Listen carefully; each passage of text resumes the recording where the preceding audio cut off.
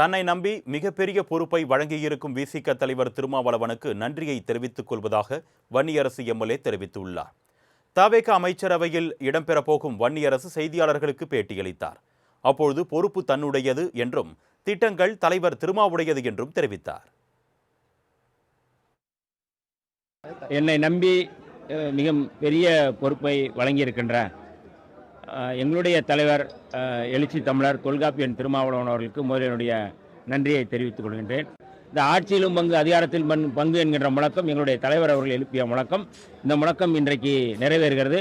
எங்களுடைய தலைவர் அவர்கள் சொன்னது போல அவர்கள் அழைத்திருக்கிறார்கள், நாங்கள் இணைந்திருக்கின்றோம். கட்டாயம் இந்த அரசு என்பது ஒரு கூட்டணி ஆட்சியாக தொடரும்.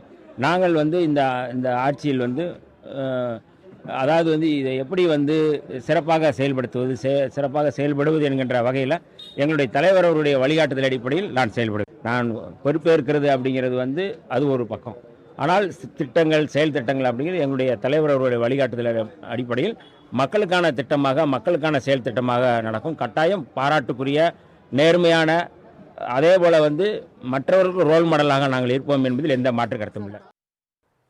தன்னை நம்பி மிகப்பெரிய பொறுப்பை வழங்கியிருக்கும் விசிக தலைவர் திருமாவளவனுக்கு நன்றியை தெரிவித்துக் கொள்வதாக வன்னியரசு எம்எல்ஏ தெரிவித்துள்ளார். தவேக அமைச்சரவையில் இடம்பெறப்போகும் வன்னியரசு செய்தியாளர்களுக்கு பேட்டியளித்தார்.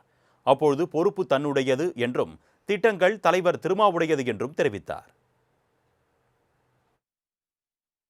என்னை நம்பி மிக பெரிய பொறுப்பை வழங்கியிருக்கின்ற எங்களுடைய தலைவர் எழுச்சி தமிழர் தொல்காப்பியன் திருமாவளவன் அவர்களுக்கு முதலில் என்னுடைய நன்றியை தெரிவித்துக் கொள்கின்றேன். இந்த ஆட்சியிலும் பங்கு அதிகாரத்தில் பங்கு என்கின்ற முழக்கம் எங்களுடைய தலைவர் அவர்கள் எழுப்பிய முழக்கம். இந்த முழக்கம் இன்றைக்கு நிறைவேறுகிறது.